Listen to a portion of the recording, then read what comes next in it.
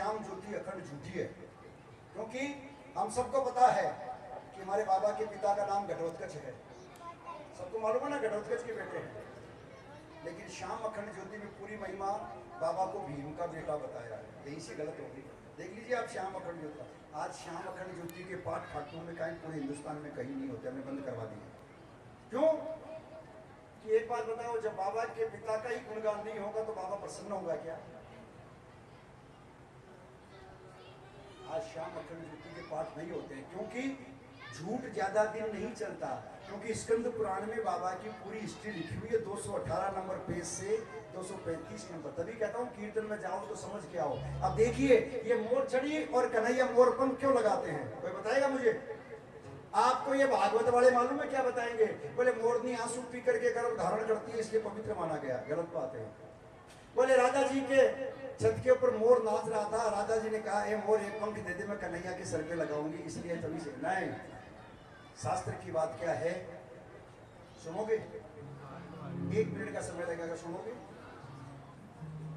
और पक्की बात, अगर आज सुन लिए तो जहां भी मोर छड़ी दी गई ना, अपने आप ही आप सर झुका लोगे। जब देवासुर संग्राम हुआ था, दशरथ जी की 2 व्यक्तियों ने सहायता की थी, एक केकई ने, एक जगांध ऋषि। जगांध ऋषि कौन थे? जटायु। केकई को कितने वरदान दिए थे? 2 वरदान दिए थे। और जगांध ऋषि को वरदान दिया था कि आज से तू मेरा धर्म का भ्राता है, जो भी मेरे संतान होगी, जितना हक मेरा रहेगा उतना ही हक तुम्हारा रहेगा। राम जी ने जन्म लिया, राम जी 10 साल के हो गए, राम जी गुरुकुल से पढ़ के आए। जगांध ऋषि आके कहने लगे कि दशरथ 10 साल राम को तूने रख लिया, दूसरे काले से मोर छड़ी। दशरथ 10 साल राम को तूने रख लिया, 10 साल मैं रखूंगा। दशरथ जी पांव में गिर गए।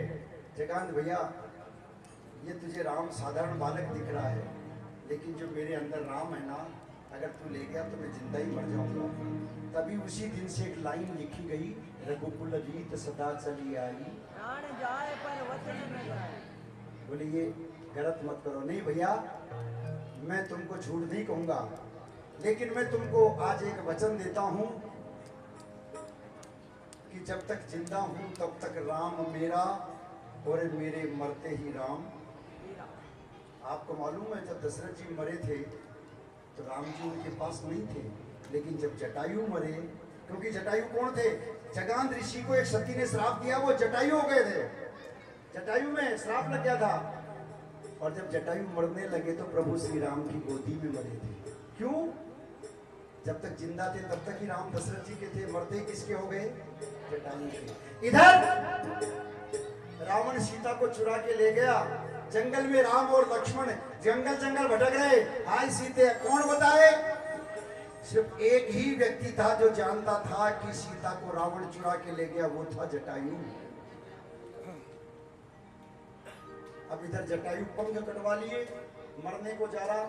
हाय बेटा, हाय राम, तेरे दर्शन कर लूं, तू आजा। इधर सीता जी के वियोग में राम और लक्ष्मण घूम रहे। उस दृश्य को एक मोर और मोरनी देख रहे। मोरनी ने कहा, स्वामी, ये मांस भक्षण करने वाला जटायु अपने प्रभु के काम में पंखों को कटवा लिए। अरे हम पंख कटवा तो नहीं सकते, पंख बिछा तो सकते हैं। बोले कैसे? बोले एक एक तोड़ करके पंख आप लगा दो, एक पंख तोड़ के मैं लगा देती हूँ, अंतर्यामी है प्रभु, समझ जाएंगे। लक्ष्मण जी ने कहा कि भैया ये पंखों की पगडंडी कोई रास्ता बता रही है, चलो कोई माँ सीता का पता लग जाए। चलो भैया, गए तो आगे जटायु हाय राम, हाय राम, उठा करके पिताश्री प्रणाम गोद में ले लिया। बोले राम बेटा, सीता को रावण लंका में लेके गया है। प्रणाम किया। बोले पिताजी, मैं आपकी मोक्ष करता हूँ। बोले राम, मैं तेरी गोदी में मर रहा हूँ, मेरी तो मोक्ष वैसे ही हो गई। अरे अगर ये 2 प्राणी नहीं होते तो ना तो तू मेरे पास आता, ना मैं तेरी गोदी में मरता। बोले कौन? बोले मोर और मोरनी, इनको भी अमर करो। उठा करके दोनों को गोद में लिया। और बोला, मालूम है क्या बोला प्रभु श्री राम ने?